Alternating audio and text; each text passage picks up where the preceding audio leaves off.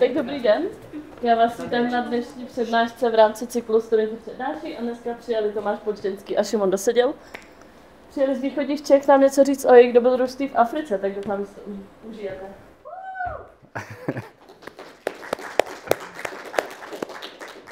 Tak děkujeme za pozvání od Unie a my vám teda dneska něco povíme o západní Africe, kam jsme se vypravili trošku poznávat svět. Jeli jsme tam teda původně 3, zbyli jsme 2 a co se stalo s tím třetím po cestě, to uvidíte. Nicméně, jak bývá zvykem na našich přednáškách, přednáška je trochu interaktivní, takže se nebojte zapojit do našich dotazů, které na vás budeme mít a za vaše odpovědi můžete vyhrát ty výborný a zdravý banány, takže kdo chce udělat něco pro své zdraví, tak odpovědejte na moje otázky nebo na Šimonovi a dostanete je. A tím hned začnu. Jak Šimon říkal, jsme v západní Africe a zkusíme si tady osvěžit, kdo si pamatuje nějaký hlavní města. Za barány samozřejmě, tak ví někdo hlavně město Sierra Leone? Je to Freetown, správně. Já takhle hodím banán. Chytáš? Paráda, já to napíšu. Potom máme Liberii. Ví někdo hlavní město Liberie?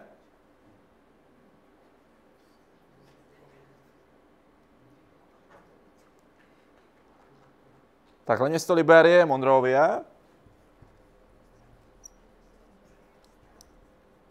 Potom jsme byli v pobřeží Slonoviny. Pamatuje si někdo hlavně město pobřeží Slonoviny? To je složitý, to je Yamoussoukro. Se píšou 2 M, ne? A poslední byla Ghana.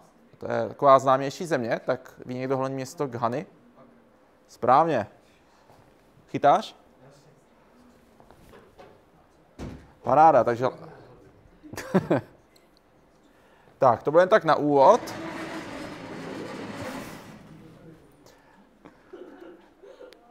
A v zápěti si pustíme takové krátké úvodní video, aby jsme se trošku vnesli do té Afriky a abyste vůbec viděli, co nás během té přednášky čeká. Ne? Jo, až potom.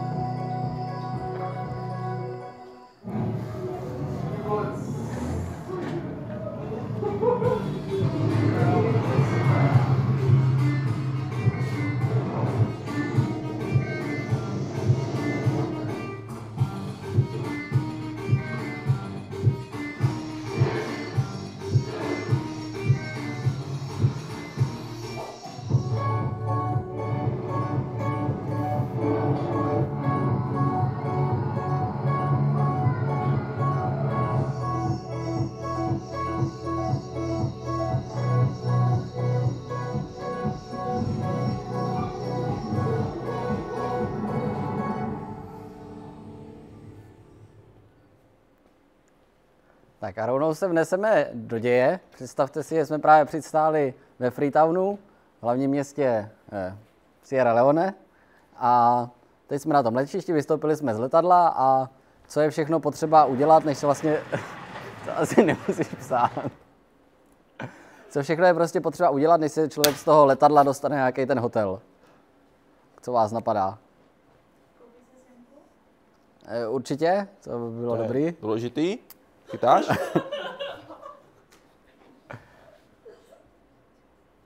A to jakhle budu psát. Budeme doplňovat.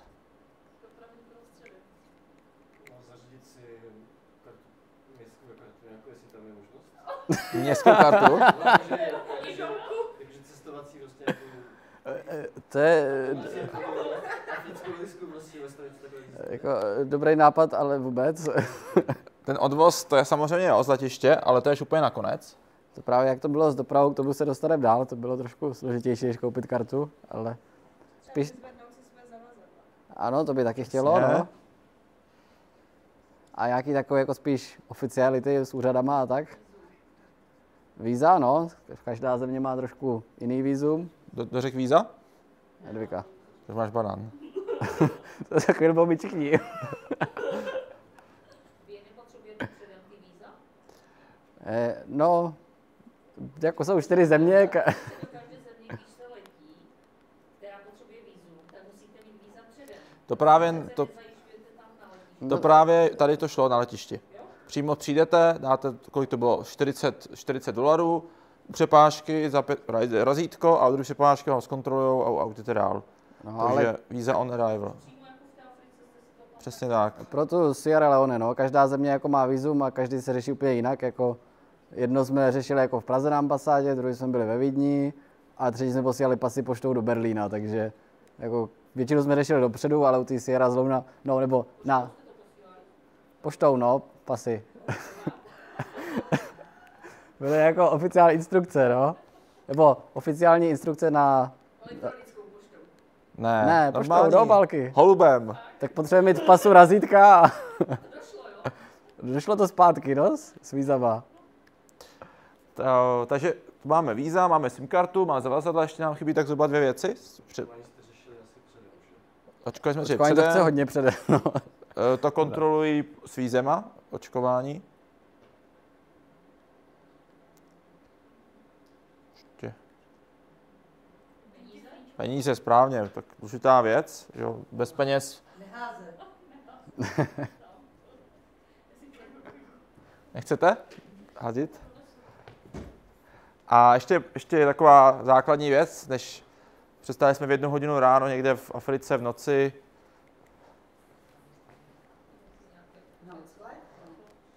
Občerstvení, nocleh, nějaký pití, jídlo zajistit, protože jsme samozřejmě vyhládlí a nás čeká dlouhá cesta dál, takže to bude tak na začátek.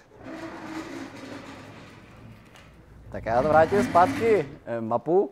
Tady teda si ukážeme, kam jsme se vlastně dostali. Nahoře samozřejmě v Evropě Česko a letěli jsme dolů do oblasti západní Afrika, což je zhruba tato část a ta je známá tím, že není moc vyspělá a mluví se tam hlavně francouzsky. Nikdo z nás francouzsky neumí, takže jsme vybrali 3 země, které mluví anglicky. A tady už opouštíme tu letištní budovu. Je to velký třeba jako supermarket a tohle je jako hlavní vchod, takže žádný velký luxus. A kromě toho, že jsme měli každý svůj jako baťoch s věcma, tak jsme se uměli ještě tuhle krabici. A co v té krabici bylo, to uvidíte za chvilku. A s dopravou to bylo ještě trošku složitější, protože to letiště bylo za zálivem od toho hlavního města, takže jsme museli přejet trajektem. A první možnost bylo vzít jako nějaký trošku luxusnější trajekt, který jakoby jeli podle těch letů, protože tam jako letadlo přiletí tak jako párkrát do týdne. Takže to se dalo, ale to stálo dost a my jsme se rozhodli počkat do rána, takže jsme přespali na letišti a pak jsme druhý den jeli s místníma takovýmhle trajektem, který byl jako dost chaos a potom takhle nějak to vypadalo na palubě a vidíte, že jako jsme 3 jediný bílí a tak to bylo celý další 2 týdny, takže všude jsme vyšnívali docela dost a lidi si nás hodně všímali. A teď vidíte prostě, jak to vypadalo, spoustu lidí, teď je chaos, do toho spoustu prodejců s věcma na hlavách, kde mají prostě sušenky, kuřata, ale hlavně léky, pilulky, zázraky na počkání, všechno možný. Vzadu je televize a DJský pult, která jako střídavě hraje, střídavě jenom chrastí.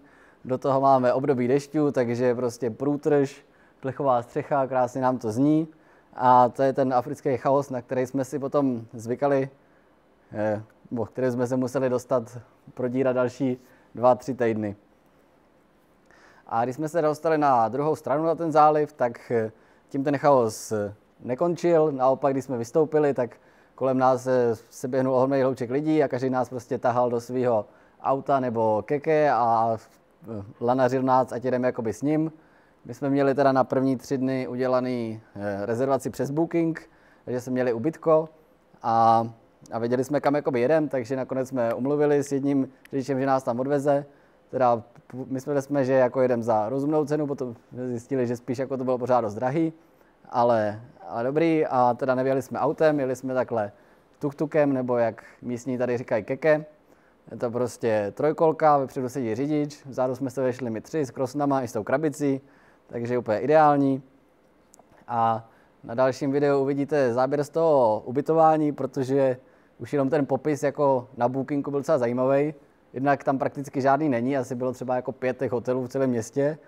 A tady na tom ubytování psali, že tam je jako 3 pokoje a 5 koupelen, tak jsem moc nevěděl, co čekáme. Tak, právě jsme se ubytovali na našem krásném obrovském ubytování ve Freetownu. Máme celkem 3 ložnice, 2 koupelny, velký mrazák a 3 balkony. A nastala chvíle vybalit naše železní násoby jídla z včera. A tak kusy. Co si dáme k jídlu? Pokrojení, polívka, sušený mařivo, kila programu, sušenky, vlážek, předměřická hladka, no a dejme tomu nějaký krémný chlebík. A tak, že jsme si vzali sebou prozíravě krabici jídla z Čech a původní myšlenka byla taková, aby jsme jako nepřišli hned na tu exotickou stravu, takže postupně jako budeme přecházet a do toho si vařit jako ještě kloudné jídlo. A realita byla taková, že to bylo vlastně poslední kloudné jídlo, které jsme měli, pak už jsme jako byli na banánech a sušeném maseu, když jsme vůbec našli. A k tomu se ještě dostaneme. Tady teda konkrétně mapka té naší cesty, kudy jsme jeli. Nejdřív teda Sierra Leone, pak Libérie, kterou jsme tak nějak projeli 3krát, protože na první pokus se nám nepodařilo překročit hranice. A na druhý už jo, a pak ještě jsme přijeli celou pobřeží Slonoviny a z Ghany jsme potom odlétali domů. Dohromady to je vzdálenost zhruba 3000 km, což je něco jako z Košic do Londýna, takže ne zas tak daleko, ale jsou to africké poměry, takže jako žádný železnice, žádný dálnice, všechno hrozně dlouho trvá, hlavně domlouvání, takže to bylo prostě, prakticky každý den, celý den jsme řešili tu dopravu a na nějakou moc turistiku zbývalo jenom hodně málo času. Tady konkrétně mapka Sierra Leone, což je v překladu Lví hory. Je to země velmi chudá, jedna z nejméně rozvinutých zemí na světě vůbec, hlavní město teda Freetown. A my jsme to přijeli z Freetownu přes město Bo, Kenema a pak jsme vstoupili do Libérie. Tady už máme fotku z naší čtvrti v tom Freetownu. Vidíte napravo, jak ta čtvrť vypadá, tak napravo je dům, který vlastně je trošku bohatší lidi, takže když něco mají, tak se snaží chránit, takže vysoká ostnatý drát. Potom na zemi jsou trubky, každá vodovodní trubka, každému baráku, jenom je volně prostě hozená na zem, žádný, jako že by se to kopalo do země, takže pak když přes to přejede auto, tak to všude stříká. A potom v levé části je rozpadlý barák, hajda, ve který dřív bydleli lidé. Jak to mohlo vypadat, tak asi zhruba takhle. Jo, může v tom bydlet třeba celá rodina. Potom, co se týče nějaké hygieny, tak vidíte vzadu je laguna, kam to chodí vykonávat, takže žádný velký luxus. S tím se souvisí spousta nemocí. Potom tady už máme takový centrum, řekněme Václavák, Freetownu, takže vidíte zase žádný, prostě nic jako uklizeného do toho období dešťů, takže spousta blata, spousta odpadků, do toho tam jsou nějaký trhovci, kteří se snaží prodávat svoje produkty, svoje plodiny, běhají tam různí hlodavci a tak dále. A když vidíte tu realitu toho Freetownu, té západní Afriky, tak se zkusme pozastavit na tom, co by se tam dalo vlastně jíst, kdybychom si mohli něco koupit. Co myslíte? Správně, v zásadě to je asi nejlepší odpověď. V zásadě nezávadné věci hygienicky bylo nějaké ovoce, které se dalo sloupat, ať už to banány, okurky. Maso bych tam asi úplně nekupoval, i když tam jako bylo k dostání. Co se týče nějakého pečiva, tak buď teda takhle na trhu nebalený, ale jak říkám, hygiena. A no, teda balený prodávali, jenže to většinou přivezli v nějakém kamionu, takže to zapařilo, pak to samozřejmě plesnilo, takže to nebylo taky úplně ideální plesnivý. Napadá vás ještě něco, kromě teda ovoce? Balené vody. Oříšky, balená voda určitě. Chcete banán? Já mu hodím. No, nechci házet. Určitě jsou výborné typy. Ještě vás něco napadá, třeba konzervy. Konzerva vždycky se dalo koupit, vždycky v každém hlavním městě byl jeden menší supermarket, kde se dali nakoupit různé konzervy nebo předražené snickersky, Nutella a takové jako západní věci, ale říkám, bylo to extrémně drahé, takže to jsme moc nekupovali. Takže se dalo třeba navalit na 3 dny různé párky německý v konzervách a z toho nějakým způsobem ještě vyžít. Takže v zásadě vždycky jsme si dali nějaké jako místní jídlo a člověk to třeba bylo dobrý, tak nám vždycky z toho bylo špatně.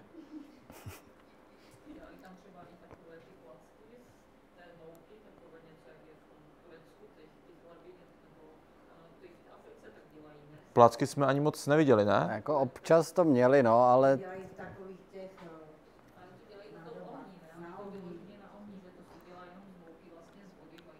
To možná na vesnici někde, ale jako ve městech. někde tam plácali, no.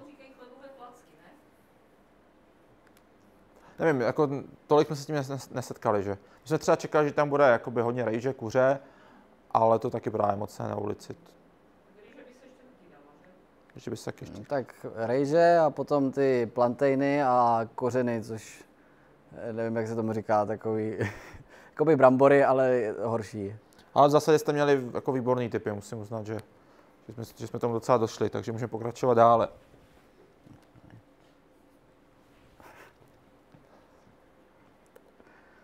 No tady už jsme teda v městě Bo, kam jsme dojeli a jak Tomáš naznačil, tak tam bylo všude relativně draho. Je to tím, že tam jakoby žádná infrastruktura není moc vybudovaná, nic tam jakoby není. Ty kloudné potraviny, co tam jsou, tak jsou prostě dovážený ze západu. Takže když jsme našli nějaký supermarket, tak jsme kupovali jako britský párky a libanonský chleby a k tomu český konflejky. A bylo to třeba tak 3krát dražší než jako v Čechách a to jsme prostě v západní Africe, kde ty mzdy jsou jako minimální, takže prostě pro místní nemožný si to jako vůbec koupit. A stejně tak to bylo i s tím ubytováním, kterého byl jako jednak nedostatek a když bylo, tak bylo dost drahý. Takže jsme vymýšleli, jak budeme šetřit a měli jsme s sebou stan. A teď jsme přišli do takového univerzitního kampusu, který vypadal jako docela hezky, mělo to plot, ochranku, takový hezký trávníček. Tak jsme tam tak chodili a říkali, jako kde si postavíme ten stan, tak jsme tam jako našli takový plácek a pak jsme se dali jako s někým do řeči, ten nás potom zavedl za místním rektorem, ten si nás posadil tam jako do své kanceláře nebo chýše spíš a teď se nás tam jako ptá, protože jsme přijeli, co tady děláme a tak.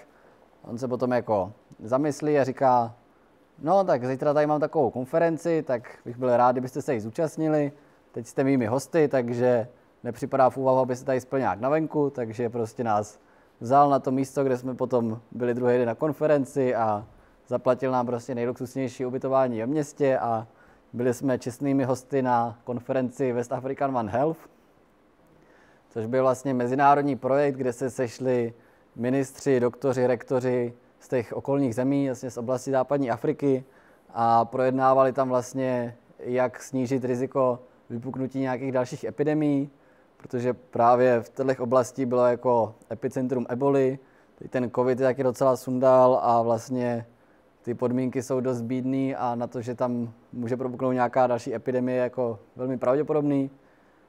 Plus tam je jako spoustu munice z dlouhých občanských válek a kontaminované pole a vody, takže vlastně tímhletím vším se zaobírali. A jak ta konference probíhala, tak mě třeba zaujalo to, když mluvil ministr zdravotnictví, to je ten pán v té červené čapce u zadního stolu, tak mluvil tím stylem, že všichni se do toho projektu zapojíte, jak to se nezapojí, tak tam přijdu s armádou a vysvětlím, že se zapojí. Jo, takže když se máte konference, jak probíhají u nás v Evropě, jak probíhají v Africe, tak prostě v Africe to je trošku víc na sílu, že prostě musí se ukázat ta síla, dupnout a když je síla, tak teprve potom se něco děje, takový to kmenové uspořádání, jo, ten větší macho, tak ten rozhoduje, co se bude dít a co ne. No tady je potom s tím fotka s organizačním týmem vlastně té celé akce. Vidíte, že i tady trošku vyčníváme, jako byli jsme tam celou dobu jediný vlastně bílí a ten rektor je tady úplně nalevo a vlastně takový důvod, proč vůbec nás tam chtěl, tak on byl jako organizátor té akce a když mohl říct, že mu přijeli jako hosti až z Evropy, tak si s tím trošku jako šplhnul a dodalo to důležitosti jeho akce, takže byl rád, že jsme tam mohli být. A pak jsme pokračovali dál směrem do Libérie. Tady nás ještě ten rektor popovést právě svým klimatizovaným SUVčkem dál. A předjíždíme tady dodávku, neboli poda. A něčím takovým jsme potom jezdili většinu času. Vlastně dodávka, který je narvaný co nejvíc lidí, jakože ne podle evropských předpisů, asi tak 3x tolik. Do toho náklad se uváže buď na střechu nebo za auto. A ty lidi, co tak jako visejí a stojí po okolí, tak to jsou, řekněme, stevardi. To jsou lidi, co uvažují náklad, vybírají peníze, zařizují zastávky.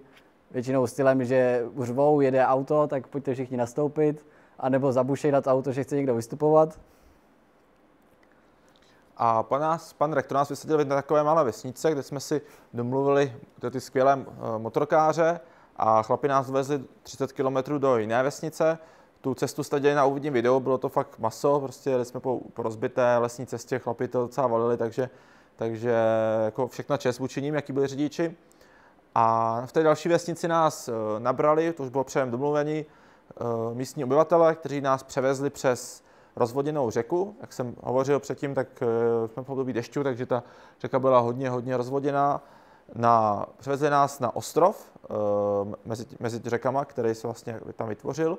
A jenom pro představu místní říkali, že když je období sucha, tak se ta řeka dá jakoby projít, že se dotýkáte nohama dna, ale v období dešťu měla se vůbec loď co dělat, aby to vůbec projela, jak ten proud byl silný, takže ty rozdíly jsou fakt obrovský. A jak to na tom ostrově vypadalo, tak to si hned ukážeme v dalším videu.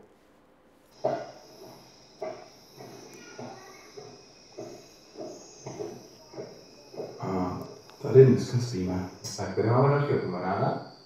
Jmenuje se Patrik. Velký jak svině. Řadu lidí, hlavně Evropany. Cože? To je tak nechutný. Dobře, super, to se bude stát. A spalo se nám krásně. Byli jsme v takovýhle chajdičce, kde teda samozřejmě to mělo moskytiéry nebo síťky v oknách, ale vidíte, že jako pár kamarádů se dostalo i dovnitř.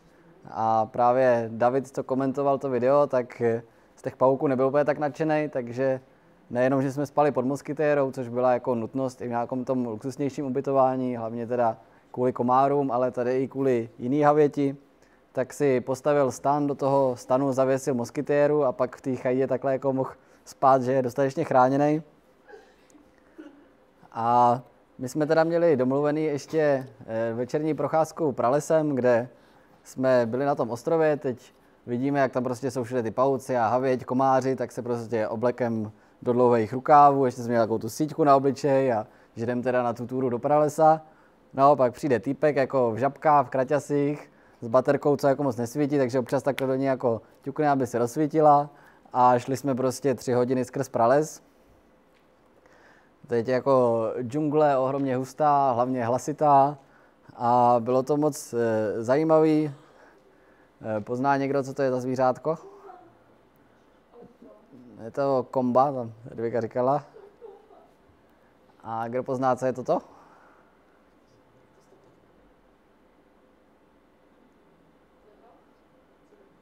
Je to hroch, akorát, že taková kapesní verze hrocha, je to hrošík liberijský, je to právě takový endemit z této oblasti. A tohle je teda fotka ze zoo, toho jsme nepotkali, protože jsou tam i pralesní sloni a další zvířata, ale zbývá jich opravdu jenom velmi málo, protože drtivá většina těch pralesů byla vykácená a neexistuje tam žádná jakoby rozumná ochrana toho prostředí. Národní parky tam jsou, ale jako nevím, jestli něco moc můžou. A další velký problém tam je bushmeat, neboli že prostě místní chodějí si nalovit do pralesa jídlo, což vzhledem k těm podmínkám se jim zase tak nedivím. A my jsme právě byli v této vesničce, tak nám nevadilo tam nechat jakoby relativně víc peněz, protože si myslím, že když ty místní pochopí, že z toho, když to zvíře uvidí turista, tak budou mít víc peněz, než když ho zastřelí k večeři, tak je to jako jediná cesta, jak s ním něco dělat, ale jsem v tomhle ohledu spíše pesimistický a moc dobrý vyhlídky to dál nemá. Každopádně můžeme doufat, ty území tam pořád jsou.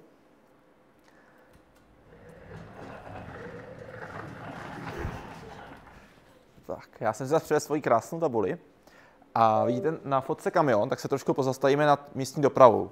Já tady nakreslím takový náčrtek. Představme si, že se zbudíme v hotelu, který je tady jak je ten křížek, který je takhle v nějakém městě umístěný.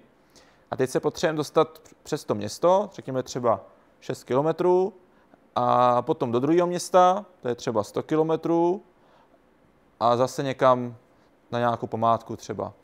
To mě by zajímalo, co si myslíte, jak se dá dopravovat v Africe, takhle. Ať rozdělíme to teda po městě a mimo město, jaký jsou možný způsoby, zkusíme tady dát něco společně dohromady, ať máme představu, jak se tam dá dopravovat. Tak říkejte nějaký tipy. Stopem. A kde? Tam, nebo obě? Jasně, stopem, určitě dobrý tip.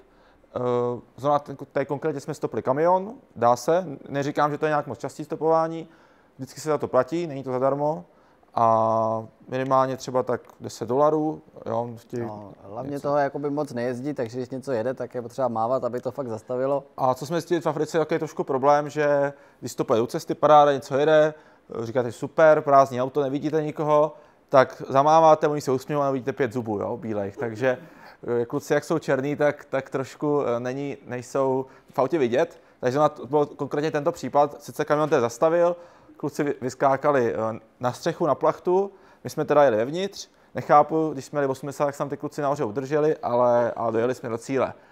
Takže tak to stopem, jedna možnost. Co dále?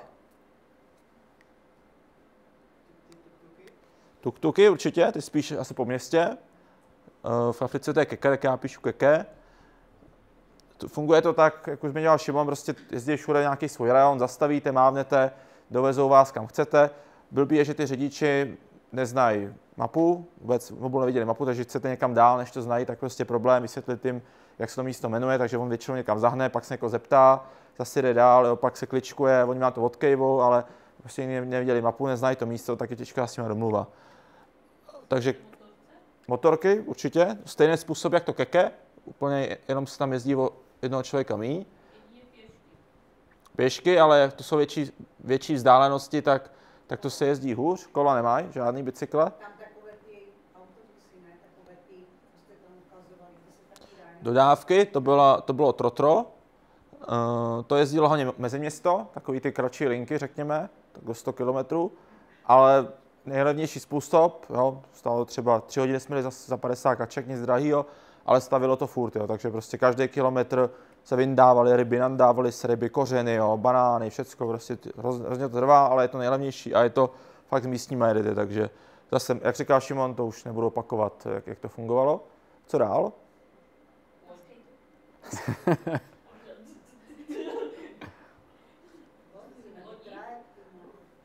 Lodí po pobřeží moc jsme neskoušeli, jenom po řeckách, ale to šlo, určitě šlo. Není problém, lodí. Asi spíš jako mimo město. Ještě vás něco napadá? Jsme skoro všecko řekli. Balonem. Jenom ještě doplním k těm motorkám. My jsme na motorkách jezdili 3. Jakože byly 3 motorky, pak jsme jezdili už jenom 2 motorky a pak jsme jezdili už 3 na motorce plus ještě řidič. Že se pak jako skládalo, protože on byl pak průser, že když šli 2 motorky, řekli jsme, že třeba chceme zajet na nějaký místo, který se jmenoval Red Light Junction. Oni řekli, jo, dovezeme nás tam, oni nás tam dovezli, jenže ty motorky udělali takhle, každý nás vysadili o půl kilometru jinde a teď se zhánějte v davu, kde jsou 100 000 nebo tisíce lidí, 10 000, spousta mraky lidí. Asi ne. Stovky, no. Stovky, dobře, stovky lidí a hrozný randál a teď jeden nebo půl kilometru jinde, nevíte, kde jste. Tak jsme pak museli schánět nějaký telefony, někoho si půjčit za volaci mezi sebou, že ne každý jsme měli SIM kartu místní a pak jsme si ještě třeba hodinu naháněli, jo? Takže motorky super, ale jak se rozdělíte, tak nahánět se znova je fakt těžký. Když se nám konečně jako podařilo se dovolat, tak jsem ho stejně neslyšel, já jsem do toho řval, co šlo a stejně jsme se prostě neslyšeli, tam jako ten kravál byl šílený. Takže furt se řeší taky peripetie s cestováním. A ještě jedna možnost, kterou jsme neřekli. Správně, auta. Výborně. Povídá fotka, to je právě asi nejčastější způsob, kterým jsme jezdili, což je sdílený auto. A má malý osobák, takže ten není pro 5 lidí, ale pro 7. A dokud se prostě nenaplní, tak nejede, takže vzadu jsme většinou seděli my 3, pak ještě jeden cestující a vepředu seděl prostě řidič, další 2. Náklad se uvazoval takhle prostě za kufr a pak tady na střechu přišly ještě pneumatiky. A když to bylo prostě takhle naložený, tak jsme mohli jet. A jinak teda auta, a k tomu ještě souvisí autobusy, protože ty autobusy jezdily jako velký autobusy jezdily na těch, mezi 2 nejhlavnějšími městy jezdily autobusy v těch zemích a většinou jezdili ne z nějakého nádrží, jezdilo se prostě z ulice.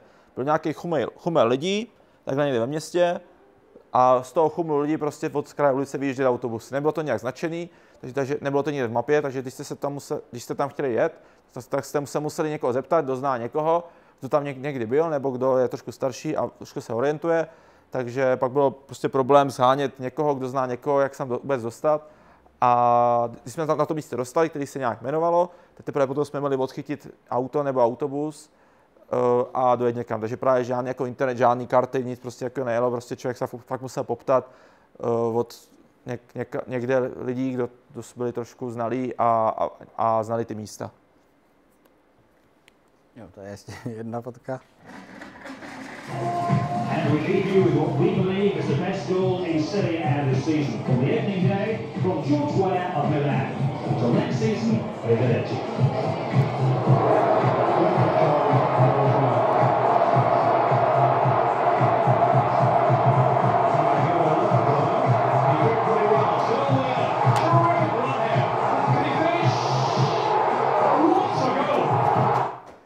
Tak tady je trošku fotbalová vsuvka. Víte, kdo to byl, nebo respektive proč to tady máme? Správně. A jak se jmenoval? Správně. Banán chytáš? Házím, jo? A je to George Weah, což je aktuálně prezident Libérie, což je další země, kam jsme se dostali. A Libérie je zajímavá v tom, že to je de facto jediná americká kolonie v celé Africe. A druhá věc, co je na ní zajímavý, že se tam mluví anglicky, ale spíš jsem chtěl říct, že to byla první vlastně nezávislá země v Africe, kde první prezidentka byla žena, jako vůbec první žena prezidentka v celé Africe, takže docela dobře na tom byli a tý se povedlo po těch občanských válkách, které vlastně skončily teprve začátkem let 2000 a dál, tak tu zemi nějakým způsobem trošku stabilizovat. Nechci říct, že to je nějaký dobrý, ale už se tam neválčí, což je velký úspěch. A právě potom asi před 3 rokama byl zvolený George Weah, což je slavný fotbalista, taková ikona, právě hrál i v Evropě, vyhrál zlatý míč, takže všichni ho tam skoro uctívají. Je to něco jako kdyby, tady jsme si zvolili Jágra za prezidenta, takže uvidíme trošku, kam ta země půjde dál.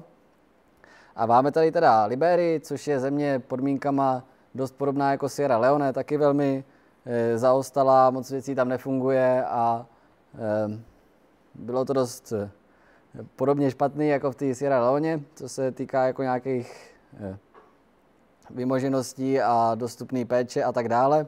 A hlavní město je teda Monrovie a pak když se podíváte, tak tady jsou jako Harbor, Robertsport, což jsou jako města, které byly zakládány ještě jako v době kolonialismu, pěkně jako anglicky znějící, a pak jako ty menší, ty novější, tak jsou třeba jako Palala, Gabala, Sadala a tak podobně. A právě tuhle trasu jsme jako jeli potom 3krát, pak jsme se jako rozdělili, takže jsme si volali, no, kde seš? No já jsem mezi Salala a Palala, za chvíli budu v Gabala, takže jako, kdyby nás někdo poslouchal, tak si myslím, že trošku na něčem jedem, což ve výsledku jsme asi docela jeli na těch výparech, ale posuneme se dál. Tady už jsme v centru Monrovie a tady zase trošku pro kontrast vidět, jak vypadá ten venkov, to jsme se bavili o tom pralese, jak vypadají ty města, jo, ten fakt obrovský rozdíl. Město, konkrétně to je skládka, hodně to zapáchalo. Třeba celkově to město zapáchalo, představte si třeba, že z těch motorek, jak nemají žádný filtry, jo, to je jednoduchý z Indie, všechny motorky, tak všechno z toho ty spodiny, neskutečně to smrdí. A my jsme třeba jeli půl hodiny po městě, první den, jsme to byli zvyklí, čuchali jsme ty spodiny a pak jsme regulárně z toho byli sjetý. A jak to vypadalo, tak jsme šli třeba do obchodu s Davidem, že koupíme něco na snídani. Teď tam prostě tam výjimečně byl obchůdek, tak tam nějaký vločky, říkám paráda, tak teď jsme přišli a říkám, nějaký vločky vezmeme.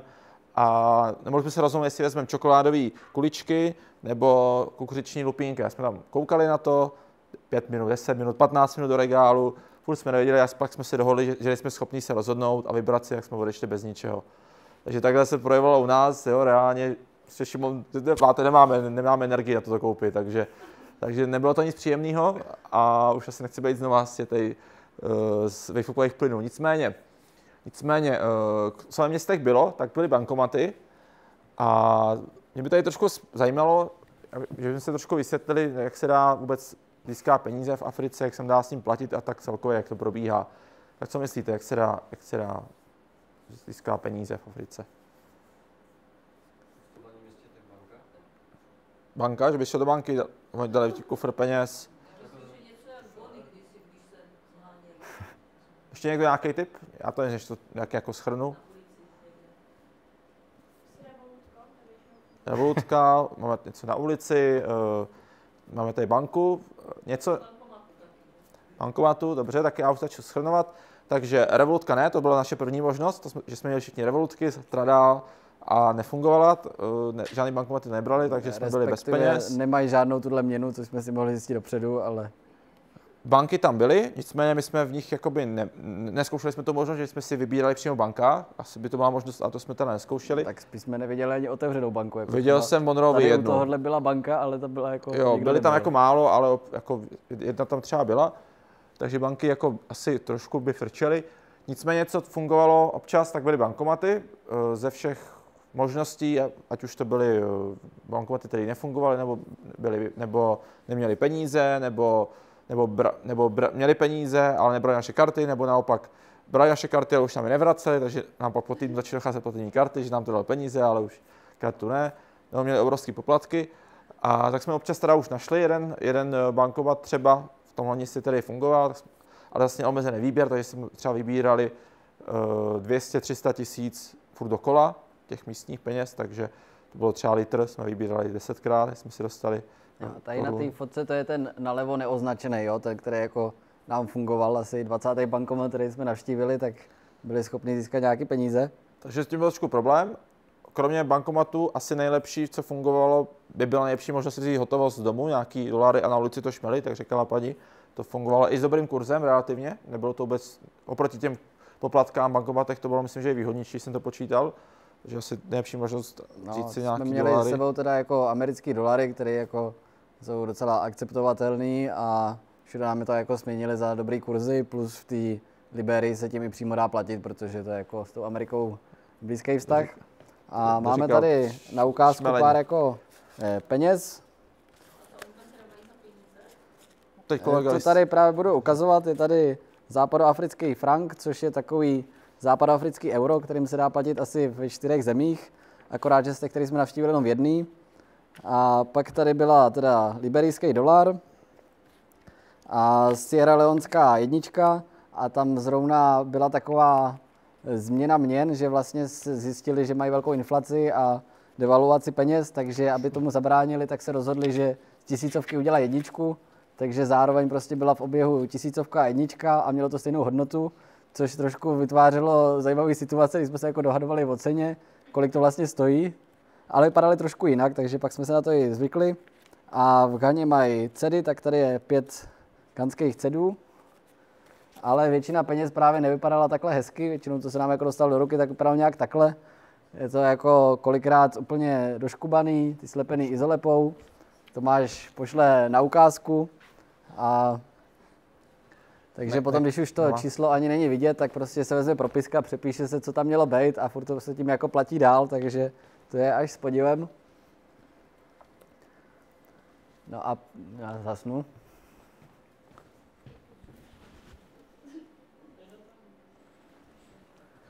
No a když jsme teda konečně vyřešili nějakou dopravu, někam jsme se dostali, měli jsme co jíst a měli jsme i čím to zaplatit, tak přece jenom přišel čas na nějakou tu turistiku a tady jsme navštívili třeba Národní park Nimba, což je bývalý důl, protože právě tyto oblasti mají velké nerostné bohatství, diamanty a zlato a tak a právě to byl jeden z hlavních důvodů těch velkých občanských válek. A tady je jeden z dolů, který už je uzavřený a zatopený, takže tam nikdo nebyl, ale vedla tam naopak docela hezká cesta, takže se tam dalo i dostat. A nikdo tam nebyl, což bylo ohromně fajn, že jsme se mohli trošku sklidit nervy, přebalit vybavení, potom večer bylo docela hezky, tak se mohli trošku pozorovat ten prales, poslouchat, teď prodejchat ty plíce, vyčistit splodiny. A večer, když jsme nám podařilo najít i trochu suchého dřeva, tak jsme si udělali večeři, pozorovali hvězdy, ale pořád bylo období dešťů, takže období, nebo část dne, kdy nepršelo, netrvalo dlouho, takže potom v noci samozřejmě přišel slejvák a teď jsme měli stan jako pro 2, spíš, nebo pro 2,5 lidí a byli jsme 3 i s krosnama, takže ty 2, co byly jako na kraji, tak samozřejmě, když to začalo ten slejvák, tak to trošku byly mokrý, ten prostřední jakž takž suchu, ale to nebyl takový problém, protože jako nejnižší teploty byly třeba 25, nejvyšší kolem 30, takže jako druhý den člověk zase uschnul a jelo se dál.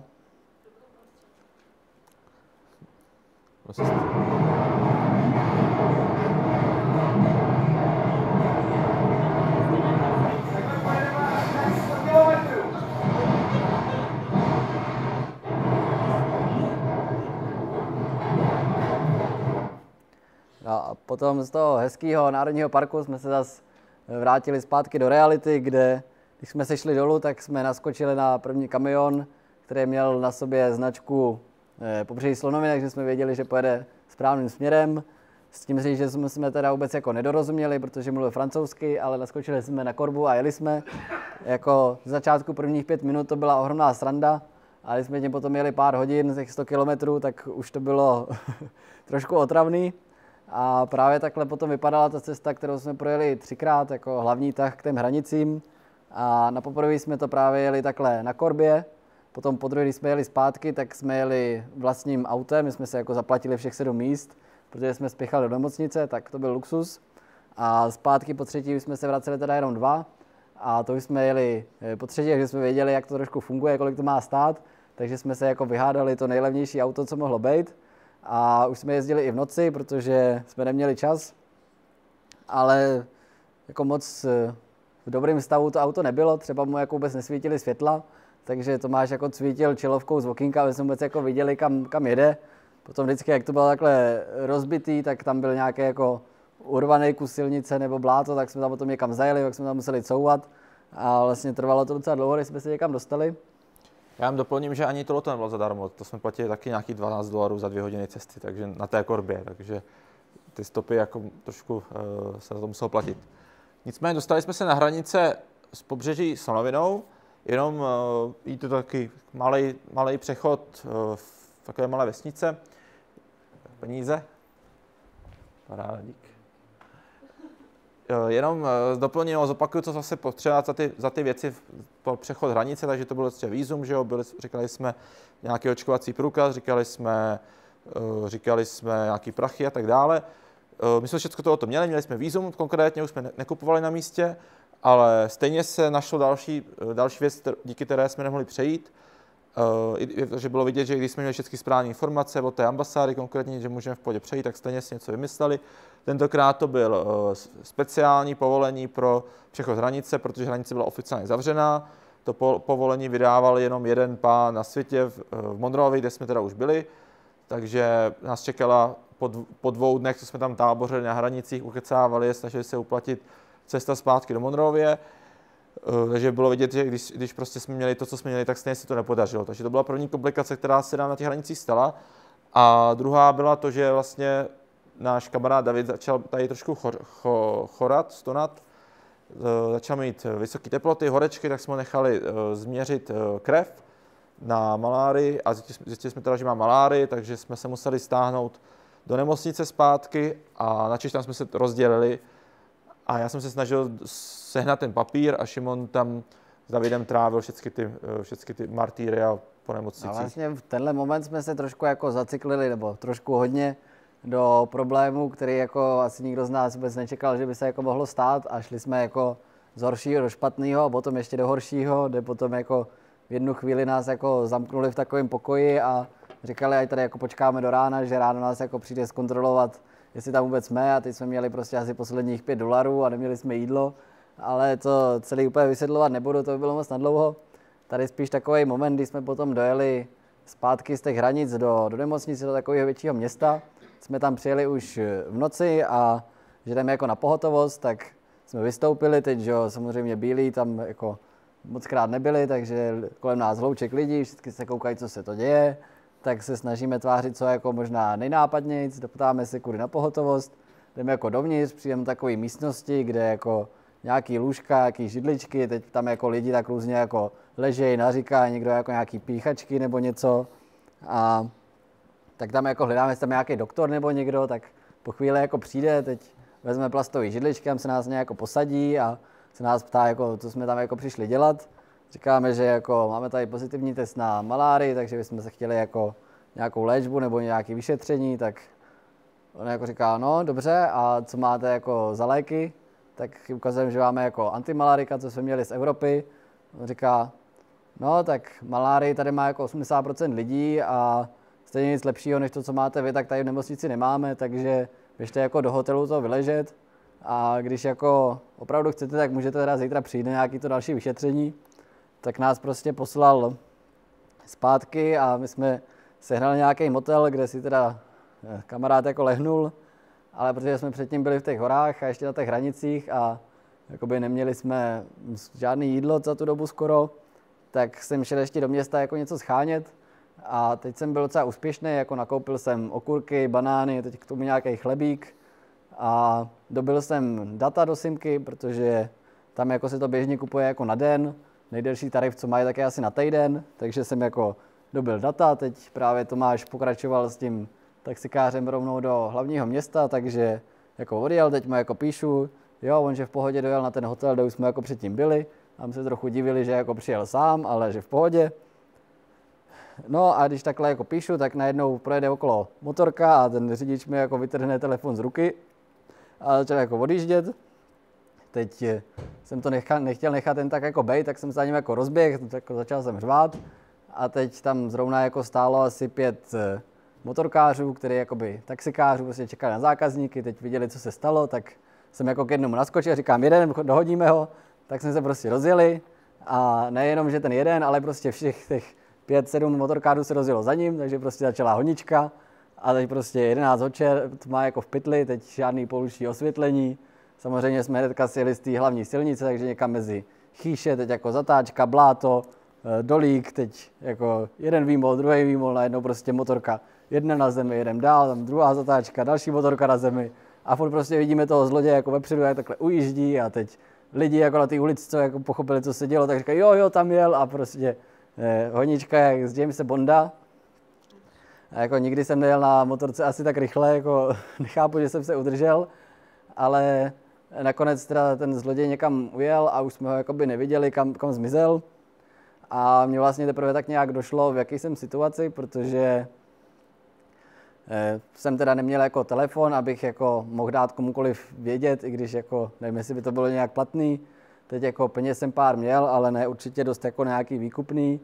Teď jsme prostě v oblasti, kde jako nějaký únosy nebo podávání na orgány jako není úplně tak výjimkou a ten člověk, jako, ke kterému jsem skočil, jako ani nevím, jak vypadá na to, co to je jako zač, takže jsem si trošku říkal, no, tak to bude zajímavý. No, ale ukázalo se, že vlastně ten člověk byl jako z nejlepších, co jsme za tu cestu potkali. Dřív mě jako dovez k sobě do chýše, kde mi jako na svém telefonu jsme se zkoušeli jako zavolat a nějak to dohledat, což se teda nepodařilo. A pak mě dovez zpátky jako na ten hotel a druhý den nám ještě jako tam pomáhal v té nemocnici a vlastně když jsem mu potom chtěl zaplatit vůbec jako za tu jeho cestu, tak to jako odmítal a omlouval se za ty jako kriminální spoluobčany a byl jako hrozně fajn člověk. A každopádně potom jsme se do těch problémů zamotali ještě daleko víc. Z té nemocnice jsme potom druhý den si šli udělat ty testy, nebo kvůli té malárii a dalším nemocem, protože to nebyla jenom malárie. No a já, když už jsem tam jako čekal, tak říkám, tak si taky udělám ten malarický test, to je prostě jednoduchý test, kde se podívá pod mikroskopem do krve a jako člověk vidí, jestli tam jsou nebo nejsou breberky. A no jenom, že jsme na to prostě čekali celý den a pak, když konečně přišly nějaké výsledky, tak mě jakoby prakticky nic nebylo, tak jsem myslel, že to bude v pohodě, tak mě tam jako paní doktorka posadila a říká, vezme ten papír a no tak máte malárii, k tomu tady máte břišní tyfus a salmonelu, takže tady máte recept, běžte si koupat tady injekce a další 3 dny sem jako budete chodit na píkání. Já jsem jako takhle docela čuměl, jako co to má být. A ona jako, no jo, běžte, nezdržujte, máme tady hodně lidí a tak to jako jsem trochu nečekal. No a David, když to jako viděl, tak řekl, že tohle prostě jako nedáme, protože už byl jako docela špatným stavu, takže že prostě letíme do Evropy. Tak jsme se zbalili a jeli přímo na letiště. A tam potom po pár dnech nakonec David odletěl a my jsme tam ale museli zůstat, protože já, když jsem potom kontaktoval jako svoji pojišťovnu, jestli prostě můžu nějakou repatriaci nebo prostě nějak jako tady pomoct v této situaci a to, tak jako první, co řekli, že jako jestli jsem podepsal v nemocnici reverse, že jsem jako odešel, že prostě s takovou diagnózou jako musím ležet na lůžku a nikam jako nechodit. Teď jako než jsem vůbec dokázal vysvětlit, jak jako by tady jsou podmínky, co to jako, jak tady funguje, že tady vlastně nic není, tak trvalo hrozně dlouho a pak mi řekli, že jako když s takovouhle diagnózou jako někam poletím, takže to je trestný čin a vlastně se zdávají úplně všeho, jako mi proplatit nebo jakkoliv pomoct. Takže jediné řešení bylo jít zpátky do nemocnice, takže další týden jsme prostě chodili po nemocnicích, kde tohle je potom už největší nemocnice v zemi. Vidíte, právě přijela sanitka, přivážela pacienta, teď jako ho odváží tu lehátka zpátky. A Děkuji za pozornost a konec. A vidíte, že to lehátko má jenom jakoby 3 kolečka, takže i to se může stát. Teď tady za tím závěsem vpravo, tak tam bylo takový lůžko, kde mě jako potom vyšetřovali, teď potom běhali myši, ale tak to se dalo přežít. Tady byla nalevo taková recepce, kde jako po 11. paní vzala jako dekturu, řekla, že jako padla, lehla si tam na chodbu a že jako ať si to vyřešíme sami. No takže v těchto prostředí jsme prostě se pohybovali další dny, do toho Tomáš běhal na tu ambasádu, aby sehnal ten papír a když se nám konečně podařilo sehnat nějakou nemocnici, kde měli mikroskop, a tak nám řekli, že vlastně to, co tam vidějí, tak jsou jenom jako protilátky na očkování proti tomu břišnímu tyfu právě, ale jelikož se tam neočkuje, tak vlastně nevěděli, co to je a vždycky tam jakoby něco viděli, takže mi řekli, že to mám a to byla celá diagnóza. A teď, když jsme byli jako v těchto problémech, tak to byly jako kolikrát depresivní situace, protože jsme jako nevěděli ani východisko. Tak co bylo naopak jako super, tak byly místní děcka, že jsme prostě si s nima hráli, stavili jim vlaštovky a házeli s míšem a pak jsme je začali i učit česky. Tak nejdřív takový jako jednodušší slovíčka, pak trošku jako peprnější. Ahoj. Ahoj. Ahoj. Hovado. Hovado. Víte, že čeština je docela jednoduchá ve světě se naučit.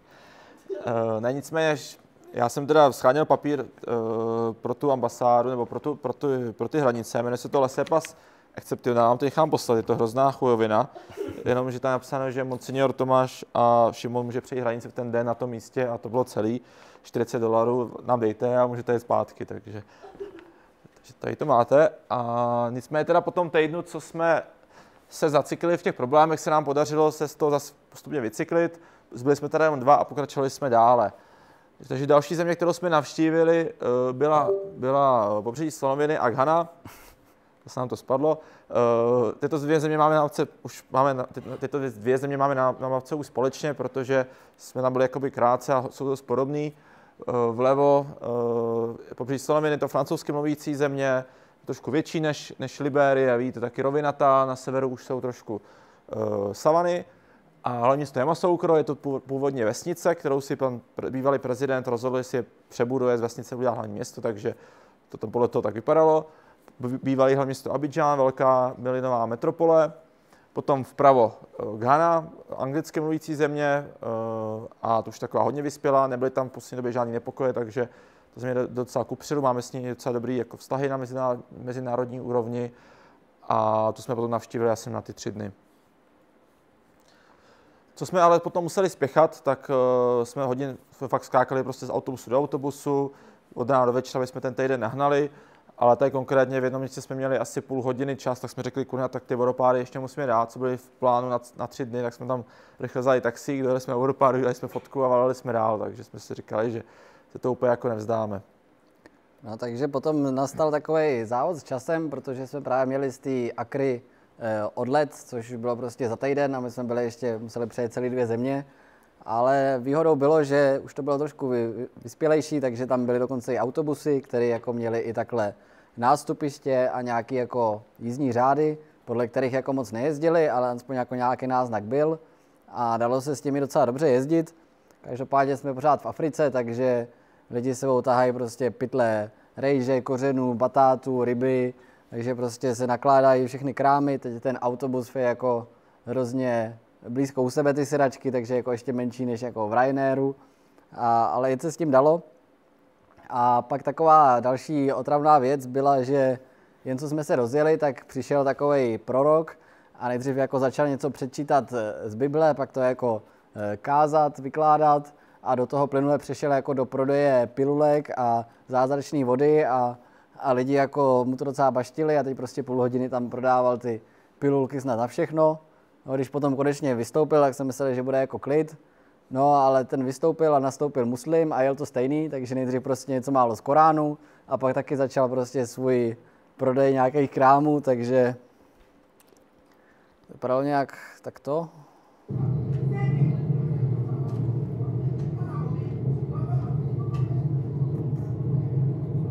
Asi nezajímá. prorokovat a knizovat slova. A pak jsme se teda dostali do Yamoussoukra, což je hlavní město, v kterém se jako narodil bývalý prezident a rozhodl si, že si z ní udělá, že si svý vesnice udělá hlavní město, takže aby to něco znamenalo, tak tam postavil největší kostel na světě. Je to fakt gigantická stavba, vidíte, že prostě ohromný sloupy, každý ten sloup váží asi 1000 tun. A teď v těch sloupech jsou prostě reproduktory, jsou klimatizované sedačky, je to jako ohromně zajímavá stavba, ale vidíte, že jakoby nikde nikdo a vlastně jsme tam byli jako jedni z mála návštěvníků za ten den a vůbec jako naše vstupenky nemohly pokrýt ani provozní náklady jako na údržbu. A vidíte, že prostě kolem toho je ohromný park, kde je jako udržovaná zeleň, teď asfaltové cesty. No jenom, že jako vůbec hlavní příjezdová cesta jako do toho areálu je jako jenom štěrková, takže trošku stavba úplně mimo svý místo. A vůbec, když se to stavělo, tak to zdvojnásobilo státní dluh, takže se to určitě vyplatilo. A tady potom ještě fotka z ubytování, kde s ubytováním byl často docela problém, protože ho nebylo moc. Na internetu jako nebylo prakticky vůbec nic, ale vždycky jsme jako něco našli. Jenom takový trochu problém byl, že jak tam jsou většinou muslimové, tak jako nechtěli, aby stejnopohlavní páry jako spali na jednom pokoji. Tak když jsme byli 3, tak to jako ještě docela jako šlo umluvit, že jako jsme jako 3 na jednom pokoji. Když jsme potom zůstali 2, tak to bylo trošku horší a jako nechtěli nám to jako dovolovat, ať si prostě zaplatíme 2 pokoje, tak to se nám zase nechtělo platit. Takže jsme se tam jako s nima dohadovali, jsme prostě slibovali, že jako máme doma sloubenky a že prostě Tomáš bude spát na zemi a druhý na posteli, že jako vedle sebe, ne spolu a nakonec jsme to vždycky jako nějak uhádali. A tady potom taková zajímavost jako sprcha, ta většinou tam nějak byla, ale málo kdy jako fungovala, nebo fungovala tím způsobem, aby voda tekla z té jako hlavice. Většinou jsme právě dostali kýbl studené vody, kýbl horké vody, teď malou konvičku, člověk se takhle namíchá, tím se polejvá a paráda. A pak jsme se teda dostali do Abidžanu, což je 3 milionová metropole na pobřeží, což byl už pro nás trošku jako jiný svět. Je tam pouliční osvětlení, teď je dráty elektrického vedení, fungují tam prostě silnice, jízdní řády, autobusy, taxíky, Uber, muzea, takže vyšel takový ten kulturní šok obráceným směrem, kde jsme trošku zjistili vlastně, co to znamená civilizace a našel čas i trošku na nějakou tu turistiku.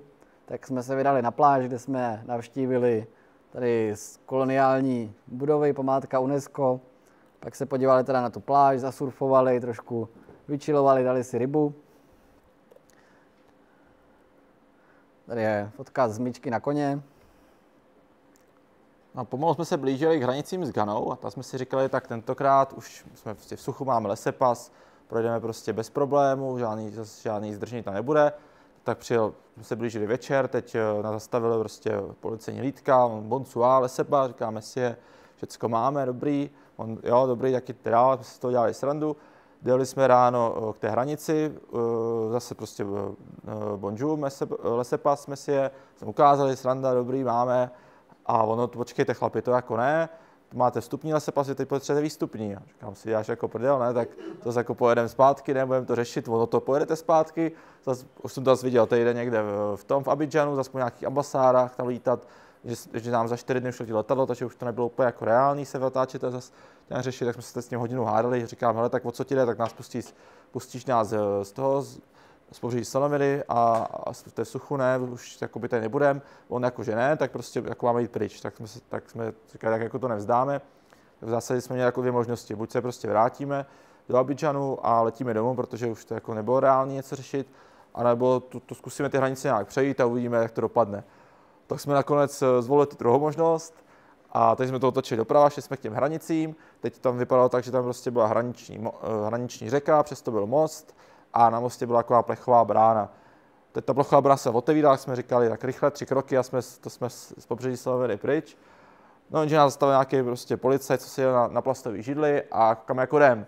A teď my jsme jako francouzsky neuměli jeden, tak normálně říkáme česky, hele, měli jsme nějaký lejstra v ruce, hele, mám tady lesepas, jo, ten předtím nám řekl policajt, že může mít, tak prostě jdem. A jsem myslel, že to bude jako kontrolovat a on tak jako řekl jenom, aha, dobrý, tak běžte. Tak jsme se rychle podívali, jestli se dělá prdel a vypadalo, že ne, tak se rychle bez emocí jsme zažili jako se rozejít, tak jsme udělali 10 kroků, teď u té brány přímo byl další policajt, zase kam jako jdem. A tak říkám, mám na to, co se na té židli, a říkám, hele, ten nám řekl, že může mít, tak jdeme. Tak on tady mávnul, jo, ať jdou. Tak jsme byli v Ghaně a ani jsme nevěděli jak, tak jsme říkali, ty jo. Tak s málem jsme měli letět domů a teď jsme v Ghaně.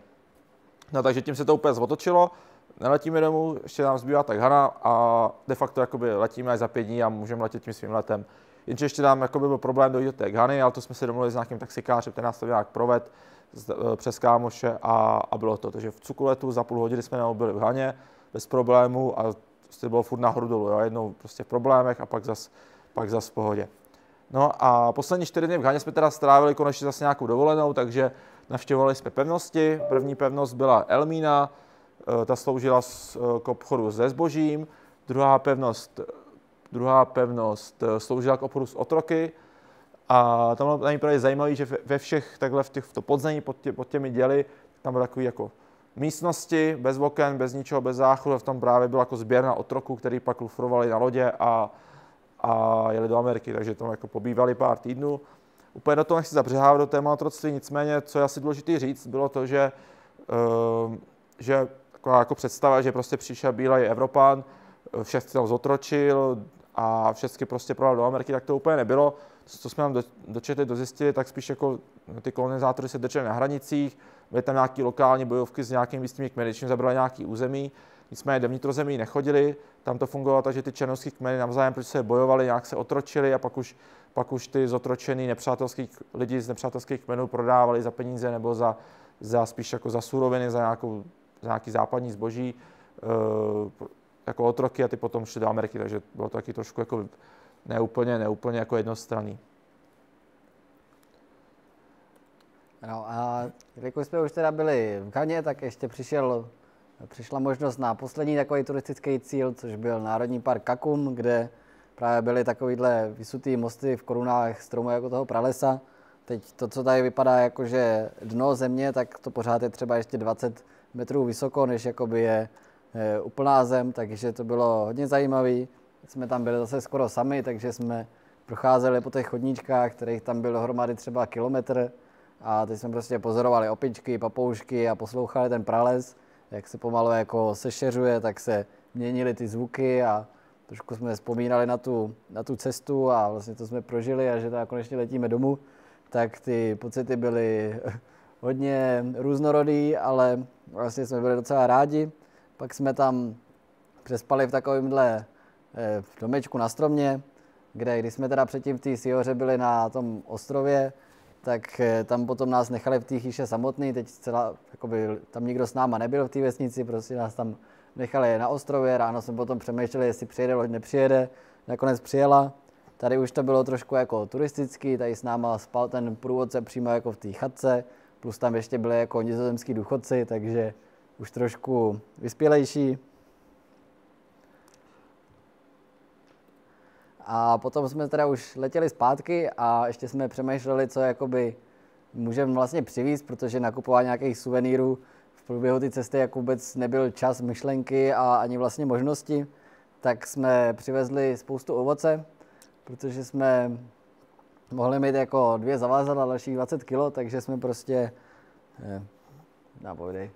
Když jsme prostě šli do supermarketu, tak jsme přišli, scháníme krabice, prostě scháníme krabice, dejte nějaký krabice. Oni žádné krabice nemáme, všechno jsme vyhodili. Říkám, to není možný, byste v obchodáku neměli žádnou malou krabici od banánu, není možný. Oni ani nic nemáme, pak jsme se otočili a 5 metrů od nás taková halda krabic.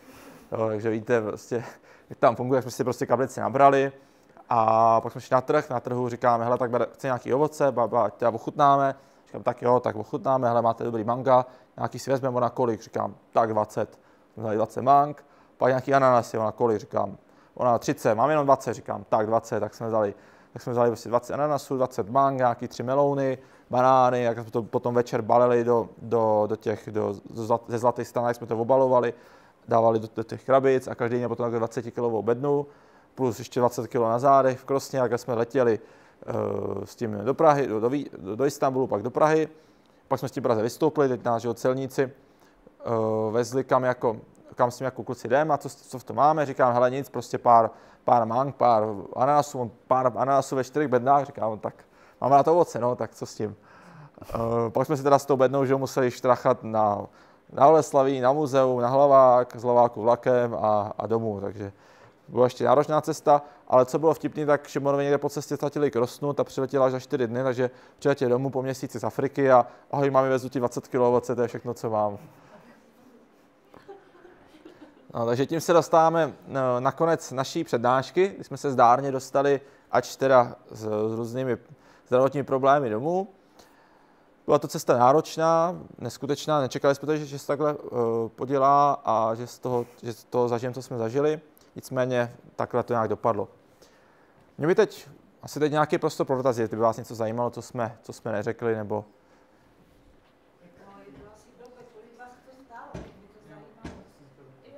No, kolik nás to stálo? Plus minus, nemusíte říct přesně. No, už. 20, 50, 100. No, ty letenky byly něco přes 20, respektive my jsme to měli jako zpáteční, no, asi za 25.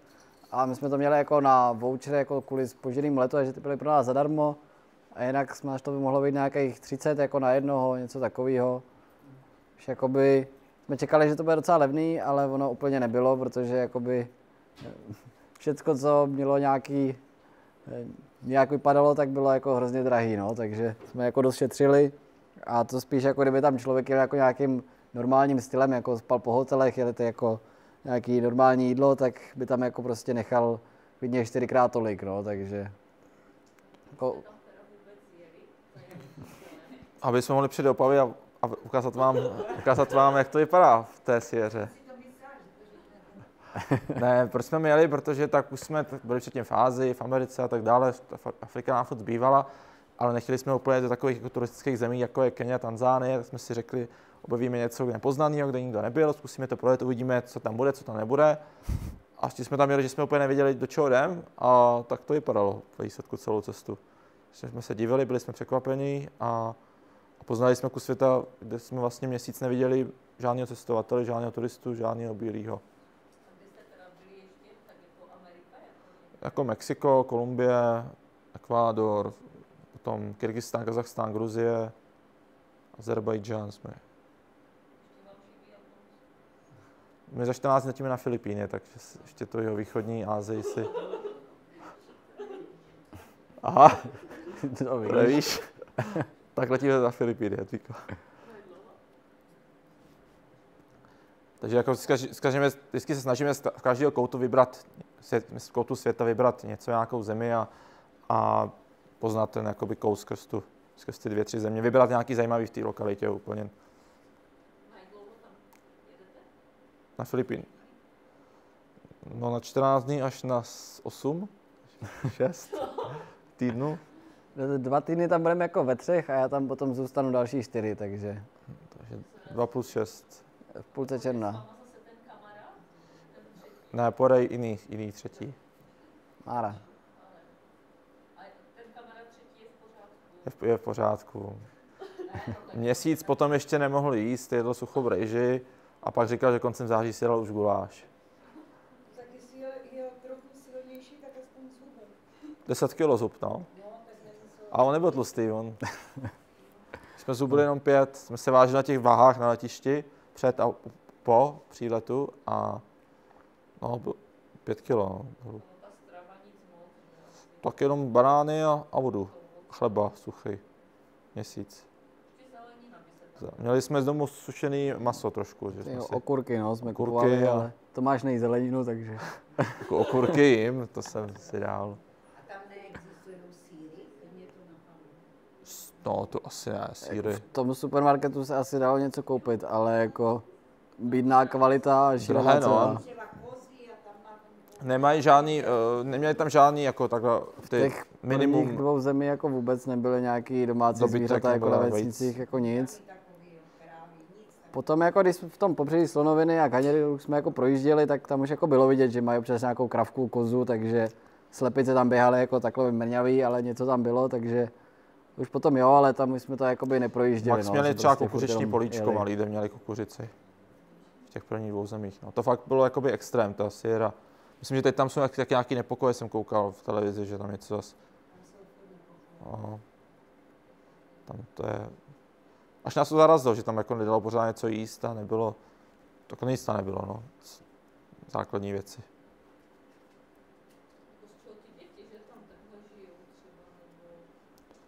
Tak děti...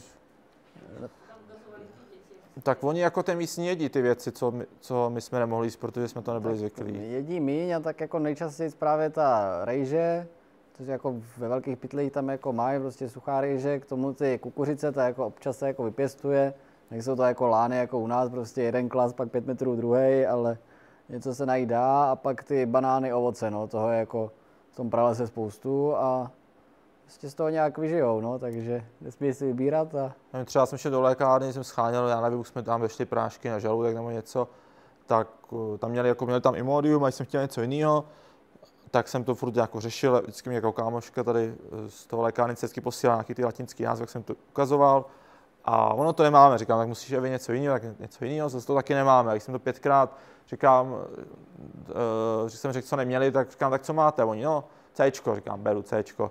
Jo, takže prostě prášky fakt jenom minimum základní a to ještě vlastně nějaký snad jordánský jako, nebo turecký Turci, takže tam nebyly jako ani místní lékárnice nebo tak. Byly ještě externí. Do školy chodili, tam měli nějaký menší, malé školy tam byly. Jako někde občas něco bylo, no, ale jako otázka, jak moc se tam mají jako dostat, no, takže... Jako a taky to, jo, jsme se tam ptali, no, že to prostě není zadarmo, takže jako málo kdo si může jako dovolit, aby poslali děti do školy, takže... Ale ta univerzita byla pěkná, tam bylo uklizeno, tam měli učebny normálně, asi to taky stálo peněz pro ty lidi, ale... No tak to byla taková elita společnosti, no, co tam může jako dovolit být, no.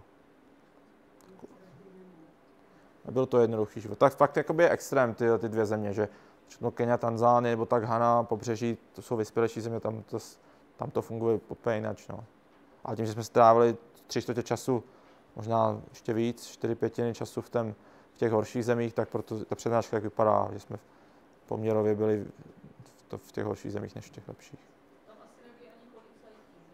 Tak to jako byli. To zase jo, to naopak bylo. Jo. To všude pořád. Byly jako nějaký pohraničníci a kontroly, to jako... No.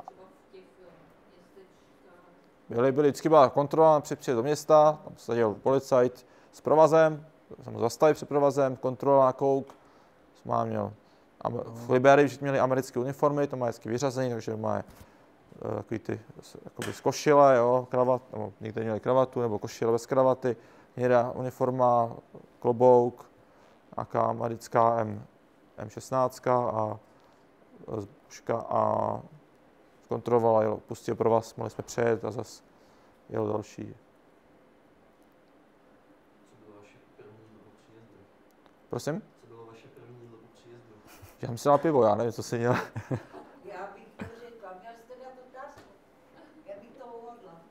Já jsem se docela jsme měli grilovačku v létě, tak se nějaký radky jsem pil, a už nevím, co jsem jedl. A vy jste tam byli? 22 v létě. Před minulý léto, no. Možná řízek jsem si dal, něco takového. Ale letos, když jsem přiletěl z Kolumbie, nebo na podzim, jak jsem šel do Globusy na svíčkovou, hned první jídlo, Globus svíčková. Žádná sekaná v hostce, jo? Ne, pěkně se šlehačkou s brusínkama. Z čeho to financujete tady? Jakože jezdíte jako studenti jako nebo sezónní To je práce? otázka na tělo. Tak různě, no, tak hlavně jsme cestovali, jsme byli ještě studenti, takže jakoby peněz pomálu, ale tak našetří se z různých brigád a jako děláme tak nějak všechno možný, no, a jakože stříhám videa a dělám trošku online práce, do toho jsme oba vystudovaný ještě jako elektrikáři, kromě vejšky, takže občas nějaký šolichy a prostě spoustu věcí a ono se to nějak jako nastřelá, no, jako není za to žádný jako zázračná odpověď. To je logické, někam chcete Británii jezdit a tady 3 práce, pak by jednu. Je to tak, no. No a plus o tom, že jako jakým stylem jezdíme, no, že jako co nejlevnějc a neřešíme moc věcí, takže jako tlačíme ten budget dolů. Ten zájezd, co jsme byli v Mexiku, tak ten vyšel, myslím, třeba 3krát dráž, nebo 4krát, než jsme měli my, jakože z cestovku, kdyby se jelo, že ty místa, kde jsme navštívili. No a to byl na půlku času a na půlku míst. Přesně tak, na půlku míst, že snažíme spát ve stanu, jako dobře, jídlo si dáme, když je, tak si dáme normální, ale spíme třeba 2 na posteli místo 1, jakože nemáme každý svůj pokoj a taky jako snažíme se to spořit, ale pak se dostaneme docela, nebo letenky, že jo, standardně se nám vždycky stane, že se letadlo zpozdí, pak tam dají prachy, takže my teď už jsme už kolik let neplatili letenku, že vždycky máme jako voucher, nebo platíme nějaký slevy, že takže platili jsme na Bossary, de facto jsme platili plnou cenu i před 4 rokama ještě. No, ale to je jako spíš náhoda, no, že to by nebylo, že pak někdy 2 dny. A tak pracujeme, no. No, tak tím to asi můžeme tak nějak uzavřít, ale ještě nekončíme, pokračujeme někam do hospůdky sednout, tak pojďte s náma, můžeme pokecat a poslechnout si vaše nějaký cestovatelský rádi poznáme přihody. Opavu trošku, takový noční život. Dá si ještě někdo banán, ať to nevozím do Ostravy? Kam? Ještě dáme, ještě jeden. Dobrý, tak my Takže vám moc děkuji, že jste dorazili takhle na večer sem do kinosálu Hauerova 4. Děkujeme Hedvice za uspořádání a celému jejímu spolku a doufám, že se uvidíme třeba u naší jiný přednášce nebo dneska večer v hospodě. Děkujeme. Děkuji.